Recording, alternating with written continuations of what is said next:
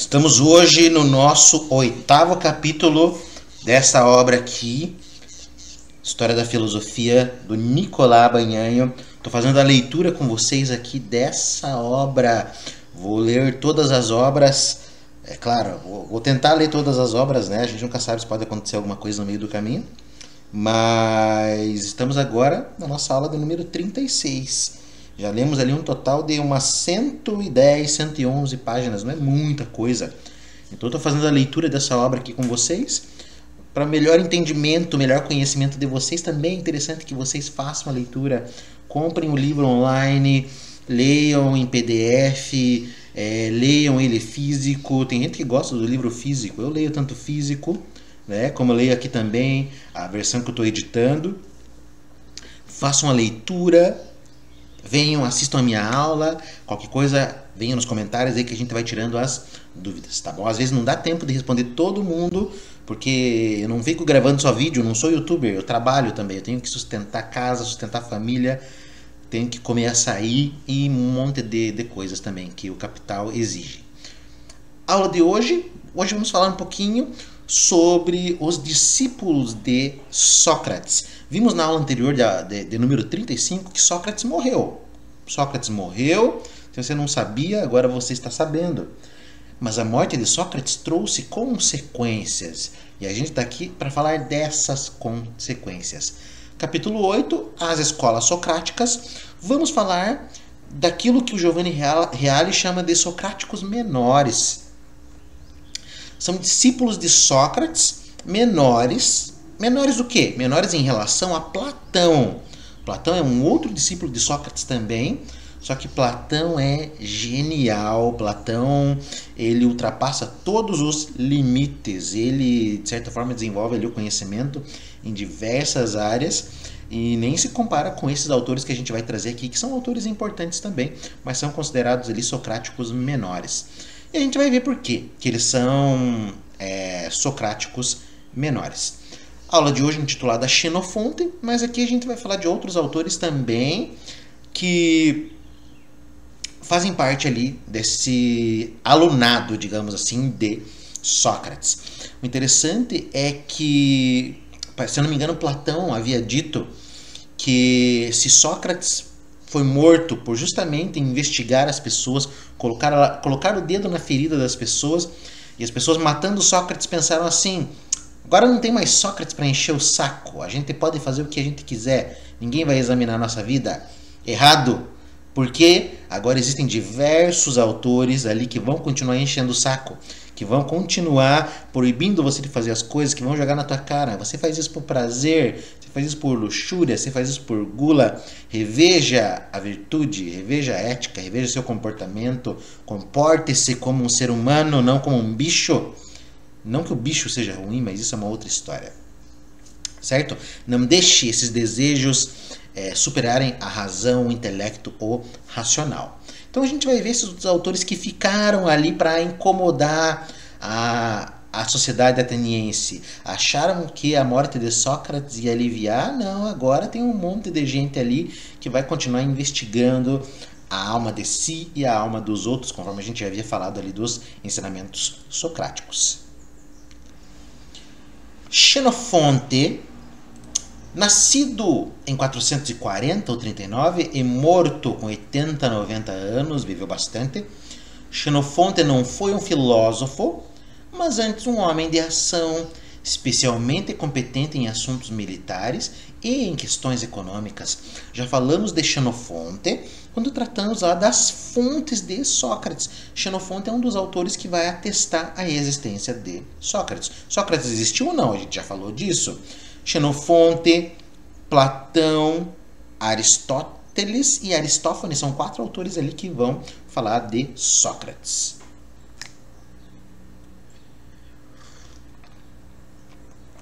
Tomando meu cafezinho, porque o café é essencial. Então Xenofonte, conforme a gente comentou também, ele não foi um filósofo propriamente dito, mas ele foi competente em assuntos militares. Então, ele, de certa forma, acompanhou ali o exército de Ciro, se eu não me engano, e ele escreveu uma obra sobre isso que a gente vai comentar ali daqui a pouco. Então, ele viajou bastante, ele viajou de lugar a lugar, e ele não ficou preso ali em Atenas como Sócrates. Se eu não me engano, Sócrates teria saído 2 vezes de Atenas. O Xenofonte não, saiu várias vezes, gostava de viajar, esse gostava de bater perna. Isso é interessante porque ele aprende várias coisas, ele conhece vários lugares, mas ao mesmo tempo não permite que ele consiga absorver o ensinamento do mestre com profundidade, visto que ele está sempre viajando. Pense você quando você ia para a escola, eu vou uma aula, falto 2. Eu vou uma aula, falto 3. Você não consegue aprender, reter da mesma forma que os alunos que vão todo dia. Por quê? Porque você está sempre, você está indo uma vez, você vai daqui a 2 semanas, o conteúdo já passou, você já perdeu tudo. E com o Xenofonte era a mesma coisa. Enquanto os alunos estavam avançando com o Sócrates, ele estava viajando. Claro que estava aprendendo outras coisas também, isso é importante.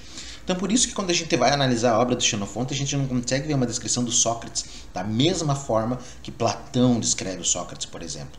Quando você pega a apologia de Xenofonte e compara com a apologia lá de Platão, você vê que é diferente, porque o contato deles é diferente. Xenofonte conheceu Sócrates, mas ele conheceu Sócrates ali, conversava, viajava, pá, voltava, assistia uma aula, viajava, papá, e foi assim, né?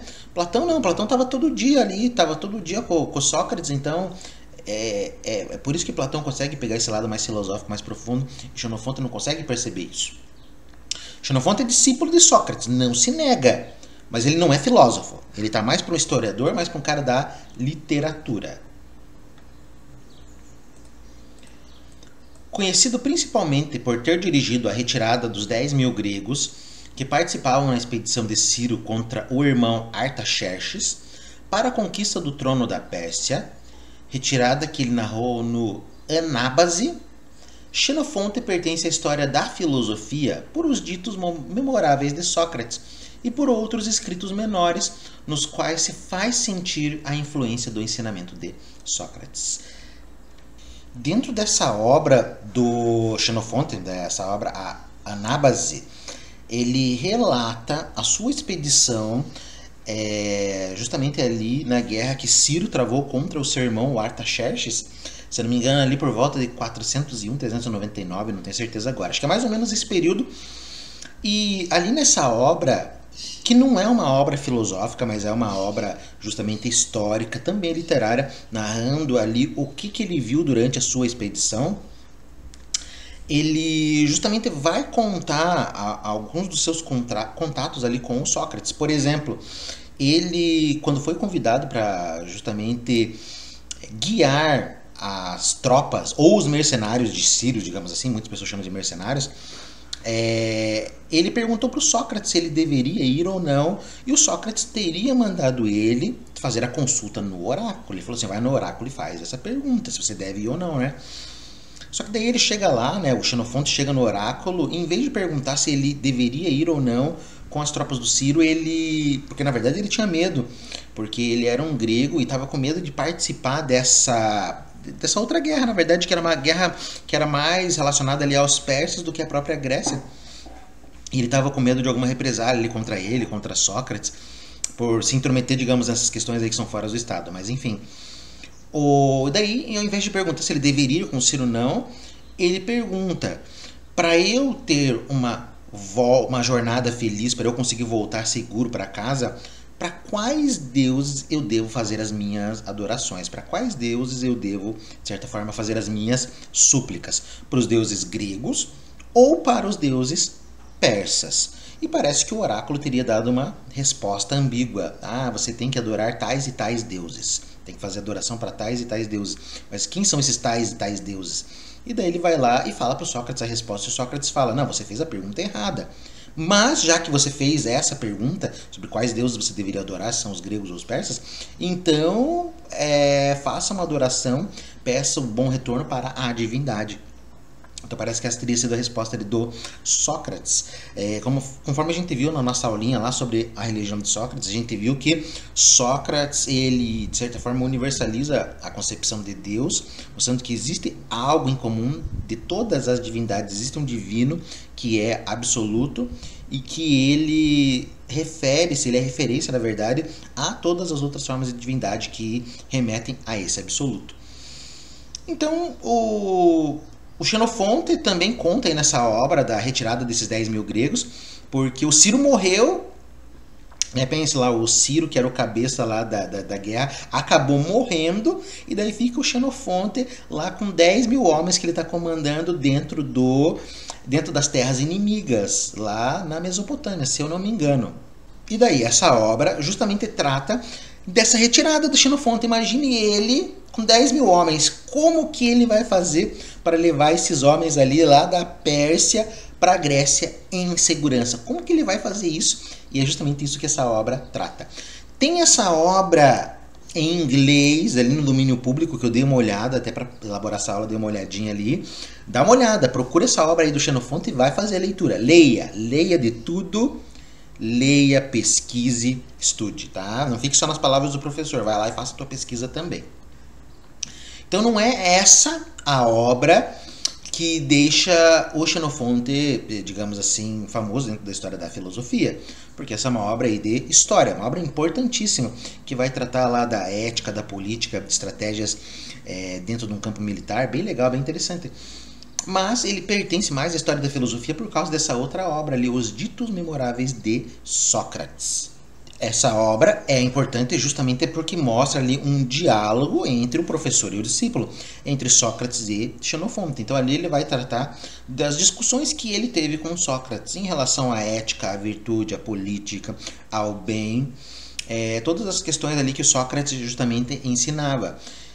Essa é a visão de Xenofonte, conforme eu falei. Então nessas memoráveis aí, o Xenofonte ele dá a perspectiva dele sobre o ensino socrático como um professor.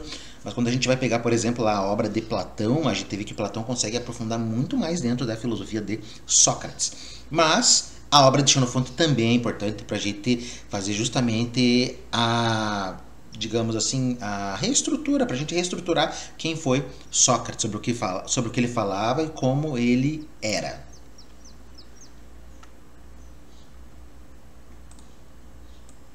Vimos que os memoráveis, que no caso é essa obra, não oferecem um quadro exaustivo da personalidade de Sócrates. Então ele vai tratar ali de assuntos justamente que Sócrates debatia, que Sócrates falava, mas o Xenofonte não consegue mergulhar dentro daquilo que representa a real substância da filosofia de Sócrates. Quem vai fazer isso é Platão. Platão vai conseguir mostrar o que é a filosofia. Então você lê o Xenofonte como um historiador.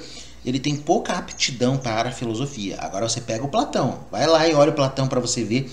Você lê a obra dele e você viaja assim no bom sentido. Na verdade, acho que toda viagem é bom sentido. Mas você viaja no sentido que você consegue justamente perceber ali que tem uma coisa diferente, tem uma coisa especial. Não é só história, mas tem uma coisa que mexe com você. Quando você lê os diálogos de Platão, você vai junto ali no diálogo, é como se estivesse participando da conversa.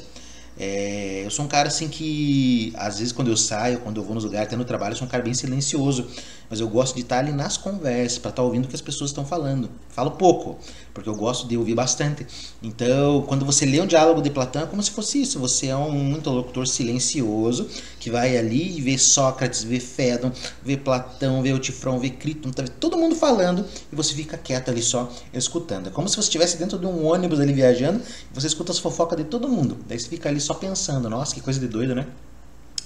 Mas eu acho que esse é o poder da obra literária de Platão, é levar o leitor para justamente participar dessa discussão. Você não é um mero espectador, ali você está escutando, obviamente, mas você também está participando porque você está pensando junto.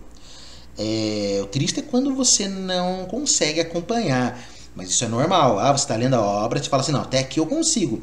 Daqui em diante eu não entendo o que esses caras estão falando. Então você volta ali e vai fazer a releitura até você entender. Isso que é gostoso. Você chega no limite falando, hoje eu não entendi. Você para, volta um pouquinho, lê de novo e fala, agora eu tô conseguindo acompanhar o diálogo.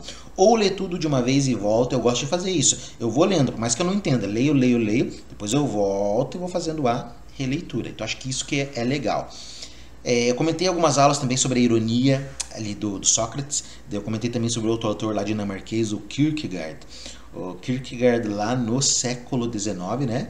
Ele vai justamente também utilizar esse método. Ele pega ali as obras dele e vai fazer como se fosse ali uma espécie de obra que toca o leitor. O leitor vai ler aquelas obras ali, ele vai conversar, ele vai dialogar e vai refletir sobre a sua própria existência a partir daquela obra. É isso que é o método da ironia. O método da ironia é justamente quebrar as suas concepções, ou pré-concepções, ou pré-conceitos, digamos assim. Você vai lendo, você vai falando, nossa, mas eu sou desse jeito, ele tá falando de mim. E você vê que aquele personagem quebra a cara. Você fala, epa, eu não quero quebrar a cara também não. Então o que eu vou fazer? Vou tentar refletir sobre a melhor forma de existir. Então é isso. Esse é o poder da filosofia. O poder da filosofia é justamente fazer você rever aquilo que você concebe sobre a realidade, sobre o real. A apologia de Sócrates é a sua continuação e pretende ser a defesa pronunciada por Sócrates ante os juízes. A apologia é defesa. Então, a apologia de Sócrates de Xenofonte vai mostrar a defesa que Sócrates faz perante os juízes. Mas aí vai o exercício. Se você puder, leia a apologia de Xenofonte e leia a apologia de Platão e veja a diferença. São duas obras lindas, duas obras maravilhosas, mas que vão mostrar um Sócrates diferente. Então, Sócrates de Xenofonte é um, Sócrates de Platão é outro. Qual é o verdadeiro Sócrates? Os dois ou nenhum deles?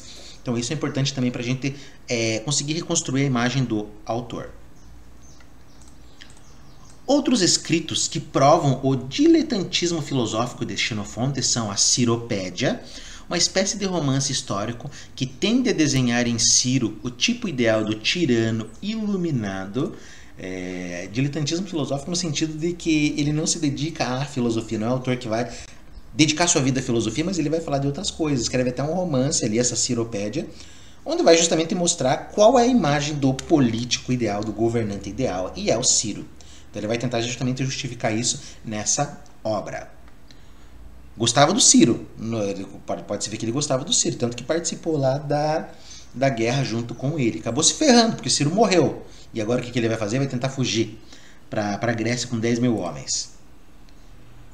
O diálogo intitulado Jerônimo, que tem um intento análogo, ou seja, tem digamos assim, um objetivo parecido, que é justamente mostrar ali uma figura, um tipo ideal. Parece que Jerônimo teria sido ali um espartano, não tenho certeza. Parece que nessa obra ele teria colocado Jerônimo dialogando com o Simonides. Se eu não me engano, acho que foi com o poeta Simonides. E o Simonides foi o primeiro autor, o primeiro poeta a justamente trazer a poesia assim como um trabalho e a receber pelo trabalho de poeta. Então, ser poeta não é somente criar versos, mas também é receber por verso, é como se fosse um ofício. E um dos primeiros autores ali a mostrar justamente uma reflexão sobre a imagem. Parece que ele tinha algumas frases onde ele falava que a pintura é uma poesia, uma forma de poesia que pode ser vista, e a poesia é uma forma de pintura que é falada. Então, bem interessante e bem legal isso aí, né? Não consegui encontrar esse diálogo aí, o Jerônimo. Parece que ele tem só italiano, não tenho certeza. Teria que fazer uma busca aí mais aprofundada.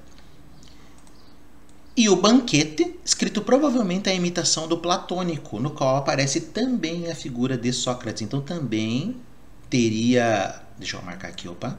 Então, o Xenofonte também teria escrito um banquete. Justamente ali o banquete é o momento onde Sócrates e outros convidados vão ali discutir sobre o amor. Então ele também teria escrito essa obra, né, que ficou muito famosa com Platão. Banquete é uma das obras mais lindas também da história da filosofia. Você fala assim, professor, toda aula se fala que tal obra é a obra mais linda, toda obra é linda para você, né? Não, as obras de Platão, o Banquete, a Apologia de Sócrates e a República são obras fantásticas, maravilhosas, são obras aí que você deve ler, tem que ler, vai atrás, pelo amor de Deus. Sai daqui desse vídeo, vai atrás lá de um sebo, de uma livraria, de uma biblioteca, compra pela Amazon, vai lá, adquire de alguma forma e lê, faça a leitura. Então, o Xenofonte tem um banquete e o Platão também tem, que a gente vai discutir nas aulas sobre Platão. Nenhum enriquecimento ou desenvolvimento original deu Xenofonte à doutrina de Sócrates. Então, o Xenofonte não contribuiu em nada para a filosofia, não trouxe nada de novo. Diferente de Platão, que vai trazer um mundo. Vocês vão ver, Platão é algo assim excepcional. Platão é um meteoro. Tem até história de que o Sócrates tinha todos esses discípulos aí e numa certa noite ele acabou dormindo e ele sonhou assim que no colo dele, ó que bonito, ó, pousou um pequeno cisne. E do nada esse cisne pegou, ele cresce, levanta e canta, assim, sai cantando maravilhosamente aí pelo céu. E no dia seguinte, Platão é apresentado a Sócrates pela primeira vez. Platão ali estava pequenininho quando entrou ali na escola do Sócrates e o Sócrates já lembra do sonho que ele teve, do sonho desse cisne pequenininho que vai crescendo, vai voando pelo céu, cantando maravilhosamente, e ele já fala: você é o cisne do meu sonho, você é aquele cisne que eu sonhei, já justamente prevendo ali que Platão ia crescer dentro da escola, ia levantar asas, ia fazer uma coisa muito maior. Então Platão, o autor, conforme a gente vai ver, que ele não só consegue trazer o pensamento filosófico de Sócrates, como ele vai muito além. Platão vai além. Sócrates aqui, a gente sabe que a gente está dentro aqui desse segundo período da filosofia, que é o período humanista. O Platão está dentro do terceiro período, que é o período ontológico.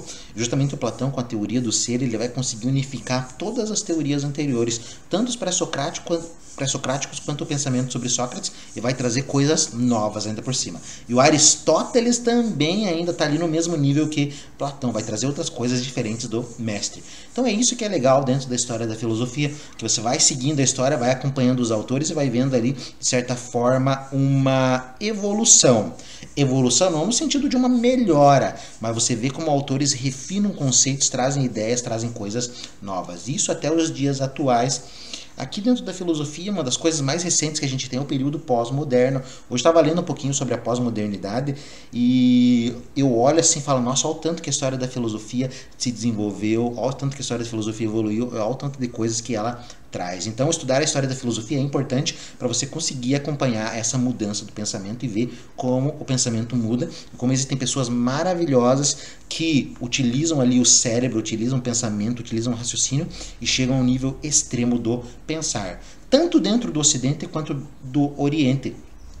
Também estou lendo em paralelo a história da filosofia chinesa, a história da filosofia japonesa, e eu consigo observar como existem grandes homens que entendem a doutrina de pensadores do passado, vão lá, trazem essa doutrina, refutam, trazem outras ideias, mudam, trazem ideias novas e assim vai, o pensamento vai se modificando. Falamos então do Xenofonte. Vamos ver ali outros discípulos também do Sócrates. Se eu não me engano, o Diógenes Laércio havia trazido a ideia de 7 discípulos principais de Sócrates. Deixa eu ver se eu lembro de cabeça. Xenofonte, Ésquines, Aristipo, Antístenes, Euclides, Fédon e Platão. Se eu não me engano, são esses 7. São os 7 principais discípulos de Sócrates. Então, Sócrates teria tido esses 7 discípulos principais. Xenofonte e Ésquines são os 2 discípulos diretamente ali de Sócrates que não desenvolveram escolas de pensamento, escolas filosóficas. A gente vai ver que os outros 5 discípulos trouxeram escolas, mas eu já vou comentar um pouquinho sobre eles. Entre os demais discípulos de Sócrates, parece que Ésquines escreveu 7 diálogos de caráter socrático que não chegaram até nós. Então, Ésquines, além do Xenofonte, Ésquines teria sido outro discípulo ali de Sócrates, que teria, de certa forma, escrito ali também um pouco sobre filosofia, mas de certa forma não era um filósofo, também estava mais dentro ali da área da literatura. Desses 7 diálogos, deixa eu ver se eu lembro o nome. Alcibíades, Aspásia, Axioco, ou Axioco, não tenho certeza, Cálias, Milcíades, Rinon, Telauges. Se eu não me engano, são 7 diálogos ali do Ésquines. Existe o Ésquines orador, que não é esse. Tem o Ésquines socrático, o Ésquines lá de Ésfeto. Teria nascido ali também por volta de 450, falecido 300 e alguma coisa. Tá ali na época do Sócrates, também teria sido um discípulo direto ali do Sócrates. Sobre essas obras, sabe-se muito pouco, elas não chegaram até nós, mas parece que teve uma época ali que se encontraram alguns papiros no Egito dessas obras, e parece que a obra Alcibíades, né, não confundir aquele Alcibíades também de Platão. Platão também tem um diálogo chamado Alcibíades, e nessa obra do Ésquines ele vai justamente ali comentar um pouco sobre como era o Alcibíades, né? Um diálogo justamente, e vai mostrar ali que o Alcibíades já era aquele cara fanfarrão, era o cara que bebia, era o cara que bebia e chorava, era sentimental, era que ia muito pelos sentimentos. A gente conhece bem o Alcibíades ali pelo Platão, porque o Alcibíades era o namoradinho de Sócrates, e eu lembro disso porque eu lembro de uma amiga minha da faculdade, né? Já falei disso, que ela pesquisava, ela gostava dessas fofocas, dessas intrigas, ela justamente pesquisava isso. Dentro da filosofia, né? Essas coisas aí que vão, digamos assim, à margem da filosofia, né? O Sócrates pega quem ele quer, mas ao pegar o Alcibíades, de certa forma isso também gera um pretexto ali, um argumento para se pensar, para se refletir, por aí vai. Mas isso é uma outra história. Então ele também fala sobre o Alcibíades, né? Famoso Alcibíades. Na obra Aspásia parece que ele vai falar ali sobre a mulher. Aspásia era uma mulher, ele vai mostrar como a educação ali pelas mulheres, como o ensinamento pelas mulheres, ela tem uma diferença em relação àquilo que os homens ensinam, tem uma coisa maternal por trás ali, se eu não me engano. Isso é interessante porque Platão também compartilha dessa perspectiva, e é justamente ali a Diotima, que é uma mulher que vai mostrar ao Sócrates o que é esse amor. Ela pega o Sócrates pela mão e vai justamente ali filosofando e refletindo sobre o amor na obra O Banquete. Platão considera a mulher como algo importante, né? A mulher pode governar também dentro da perspectiva de Platão. Não se esqueça a época que a gente tá, que a mulher não era, de certa forma, bem vista. A mulher não tinha liberdade. E daí a gente traz aqui uns autores aí como Ésquines e como Platão, que já mostram, de certa forma, ali como a mulher é especial. Isso é uma coisa revolucionária para a época. Deixa eu ver se tem mais alguma coisa. E esse último diálogo, se não me engano, o Telauges. Parece que o Telauges era um cara asceta, se eu não me engano. Era um desses caras aí que vive, só pensa no divino, no Deus sagrado, é como se fosse um monge, assim. O asceta é aquele que não se preocupa com os problemas, de certa forma, da humanidade, mas ele só olha para o divino, só olha para o sagrado. E parece que nesse diálogo há um outro personagem que é o oposto. É o cara que não tá nem aí para Deus, não tá aí para nada de sagrado. Ele vai lá e goza, quer saber do prazer, da orgia, quer saber da comilança, não tá nem aí para nenhum desses valores. Daí parece que tem um personagem ali no meio que justamente vai fazer esse meio termo entre o Telauges, que é esse asceta, e esse outro lado, esse outro personagem que não tá nem aí para divindade ou para Deus. Então, se eu não me engano, acho que é Sócrates até quem faz essa mediação, que vai mostrar que uma boa vida nem é a vida do asceta e nem é a vida desse homem aí que só quer saber da farra, né? Tem que ter um meio termo. O homem tem que buscar a divindade, mas não viver em prol disso. Também, ao mesmo tempo, o homem tem que buscar o prazer, mas não viver pelo prazer. Ele tem que procurar uma vida ali, um meio termo. Se eu não me engano, é isso. Então, esse Ésquines também é um discípulo ali de Sócrates. Então, Xenofonte Ésquines. O que mais que a gente tem? Também as Símias e as Sebes, os dois interlocutores do Fédon platônico, se atribuem escritos de que nada se sabe. Então, lá os Símias e os Sebes vão aparecer no Fédon de Platão, e parece que teria alguns escritos relacionados a Sócrates, mas parece que não se sabe muita coisa sobre esses escritos. Em relação aos Símias, o que a gente sabe ali é que ele participou, né, teria participado ali de 3 diálogos de Platão, se não me engano, o Fédon, o Fedro e o Criton. E o Símias, pelo que se relatou também lá em Xenofonte, teria sido um amigo bem próximo ali do Sócrates, e inclusive estava no momento ali que o Sócrates bebeu a cicuta, né, tomou o veneno, e acabou falecendo. O que a gente tem ali do Símias é a teoria da harmonia entre a alma e o corpo, que na verdade isso foi descrito lá no diálogo de Platão. E o Símias parece que defendia a ideia de que se o corpo, de certa forma, está em harmonia com a alma, assim como a lira está em harmonia com a música.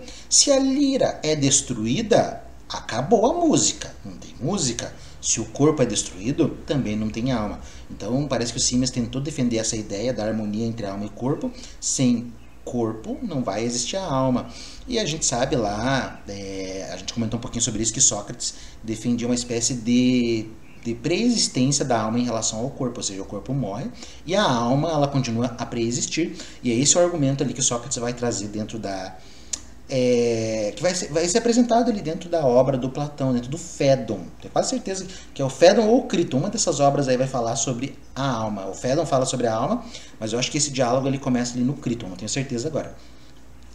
Certo? Então Sócrates vai mostrar que não. Então o corpo morre, mas a alma continua. E parece que o Simers defendia que não. O corpo morreu, a alma também acabou morrendo.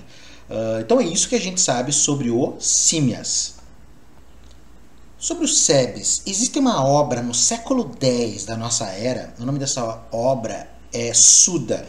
Suda é uma espécie de enciclopédia que, de certa forma, ela continha muitas informações sobre pessoas, sobre autores, sobre conceitos, sobre ideias. Foi uma valiosíssima enciclopédia que trouxe, de certa forma, várias contribuições, trouxe um resgate histórico de muitas ideias, muitos conceitos que estariam perdidos sobre determinados autores, e parece que teria atribuído ali a Cebes 3 diálogos, se eu não me engano, o Hebdome, o Phrynichus e o Pinax. Parece que Pinax seria tábua em grego, e ali é justamente ali um diálogo, uma obra onde parece que um grupo de jovens encontra uma tábua, e essa tábua vem escrito uma série de preceitos morais que as pessoas devem seguir e preceitos que as pessoas devem evitar. Eles acabam não entendendo a leitura dessa obra porque são jovens, até que chega um velho que vai fazer a explicação de qual a melhor forma de vida, uma vida baseada na virtude, uma vida baseada em preceitos muito próximos àqueles da filosofia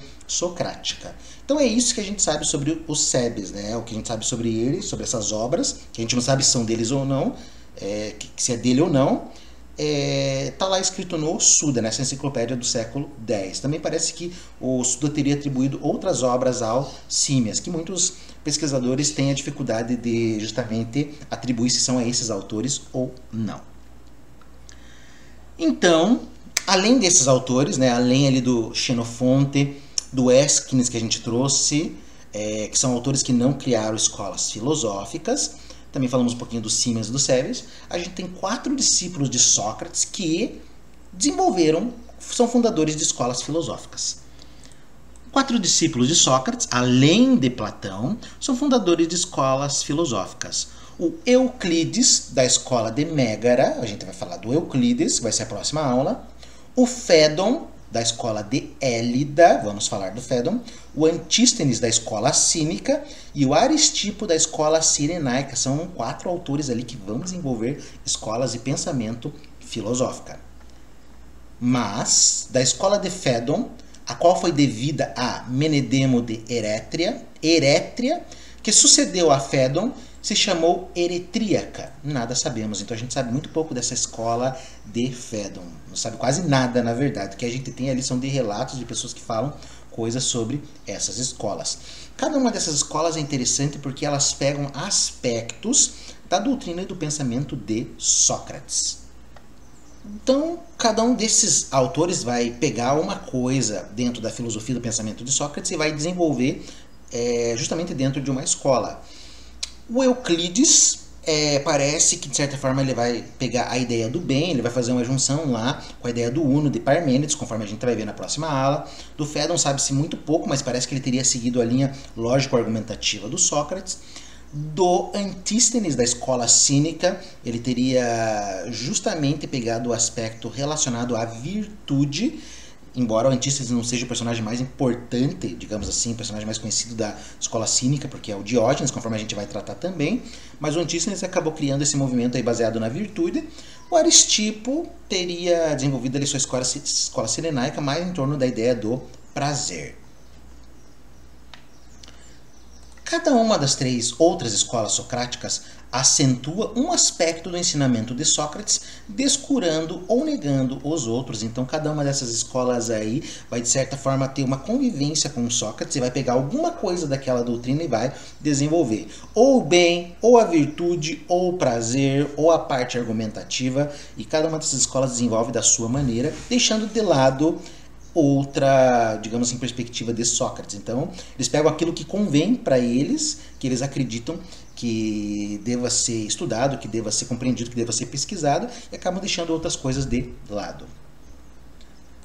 A escola cínica coloca o bem na virtude e repudia o prazer. O cinismo, então, vai justamente pegar o bem, vai colocar ali na ideia da virtude, o cínico busca a virtude e vai repudiar esse prazer.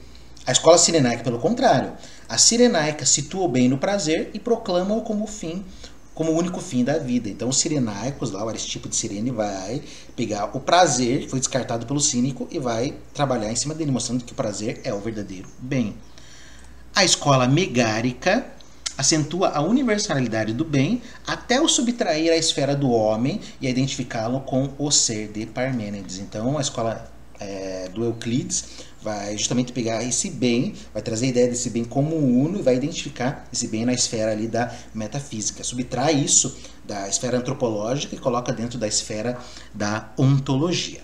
Então, na aula de hoje, falamos ali um pouquinho sobre os discípulos de Sócrates. O Xenofonte, o Ésquines não foram filósofos. Já o Euclides, o Fédon, o Antístenes e o Aristipo são filósofos e desenvolveram movimentos filosóficos, né? Então eu falei de 6, faltou o Platão, e Platão vai ser outro autor que a gente vai desenvolver ali em 20 aulas, 19 ou 20 aulas, se eu não me engano. Certo? Então, na próxima aula, vamos continuar ali com o pensamento dessas escolas socráticas. Então é isso, pessoal. Um grande abraço, a gente se vê no próximo encontro.